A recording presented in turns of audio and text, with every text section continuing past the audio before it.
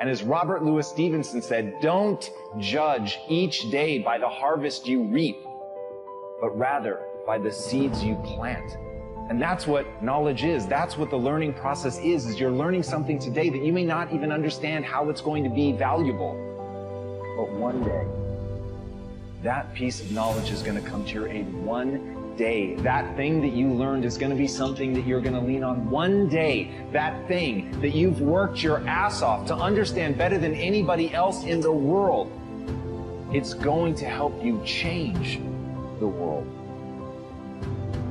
You cannot win the war against the world if you can't win the war against your own mind.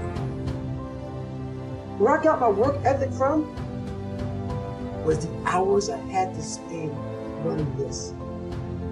When you sit down and you're not smart, and you have a disability, and you still want to be at the top of your class, I didn't want to just get by.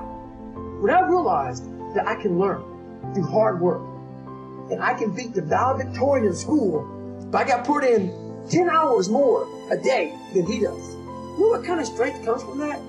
When you're sitting down, that guy, that valedictorian studied for an hour, and you know, I caught me, and I'm in love. But I have the work ethic to catch you. Whatever you need to do it. Stop crying and just keep hustling. You're stronger than you think. You haven't discovered all that's in you. You'll never know how strong you really are until you face pressure that you've never faced. You put in 120% every time, or you don't put in nothing. Because listen to me very closely. Today, this opportunity you have, it might not be here next year. It might not be here the year after next. It might not be here the year after that. This is the only moment you got, and you better take advantage of this particular moment. By continuing to push forward, by continuing to run toward my dream, I've got what it takes to make it. Be ye not conformed to this world, but be ye transformed by the renewing of your mind. There's a way. Where there's a will, there's a way for me to begin to create a way out of no way. And when you have that kind of consciousness, when you have that kind of spirit, nothing can stop you. Nothing. You need to care about everything, and it starts with yourself. Look yourself in the mirror and ask yourself, what do I want to do every day for the rest of my life? Do that.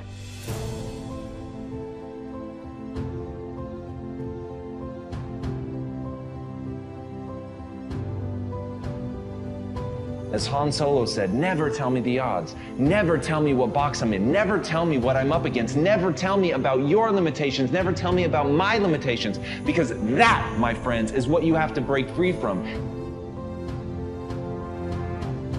And 9 times out of 10, I can tell you why you started. You started because you were hungry.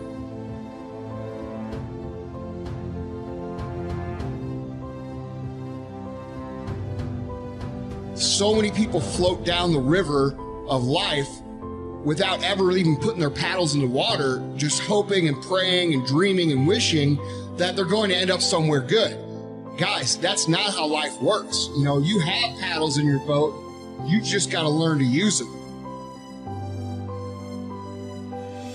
The first step in really empowering yourself, the first step in really going beyond what you thought is possible, is actually to stop judging other people, to stop looking at them and trying to put them in a box, because as you build boxes to put other people into, you inevitably put yourself into a box.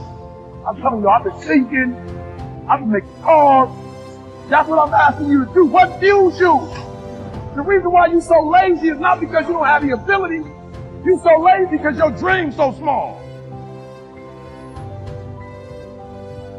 The whole game's broken because everybody's too tied up into other people's opinions. I only care about my opinion of myself. And I care what my mom and wife and kids and the world think. Just not as much as I care about the way I feel about myself. When you feel like throwing in the towel, when you feel like surrendering everything you work for, remember why you started. Remember how you felt when you started. You were hungry. For someone right now, they're putting in that work. And if you don't, the future is going to belong to them. Hunger is the feeling of discomfort or weakness caused by a lack of food coupled with a desire to eat. How hungry are you?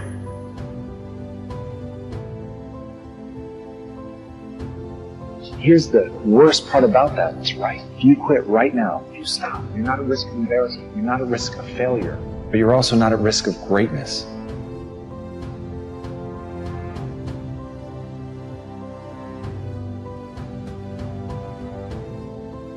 Paul Harvey said that you can tell you're on the road to success because it's uphill all the way.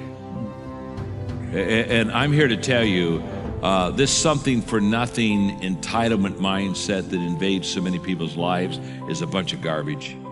I can promise you, nothing that I've ever had worthwhile did I have just kind of fall into my lap like, oh my goodness, I won the lottery. And I know once in a while people win the lottery, but basically the people that win the lottery, half of them lose their money within 3 years, the money they won. And it's because they got money, but they never changed the way they thought.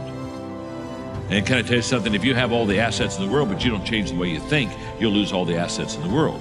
And what I have discovered in this whole process of trade-offs is that every step of the way of my journey, I have to trade something off. And and for you that are young, the good news is your trade-offs will never be easier than when you're young. Because I remember when Mark and I started out, I think, man, you know, I gave up everything. I was a pastor to go in the ministry. I gave up everything, and then I started smiling. I thought, I'm sure I gave up everything. I didn't have anything to give up when I did. I was a kid. You know what I mean? I had a 1964 Ford Falcon and a U-Haul trailer and 5 pieces of furniture, and life was grand, and off we went. Here's what I've discovered, kid, and I think that I want the audience to know, I want everybody watching around the world to know today, and this is very simple. The more successful you become, the higher the trade-offs are. You see, we make a mistake thinking it gets easier. It doesn't get easier, it gets harder. And the more you have, every time you go back and say, am I willing to risk that again? The more you realize, wow, I'm not sure I am willing to risk this. And what I've learned is the moment I stop making trade-offs is the moment that I plateau. And life is continually filled with trade-offs. In your life and in my life, my expression I use all the time, Ken, you've heard me say this, you have to give up to go up. You got to ask yourself, is it going to give me the return? So in the area of strengths, you got to pour yourself into the things that you're already good at, because that'll really set you apart from average. Yeah.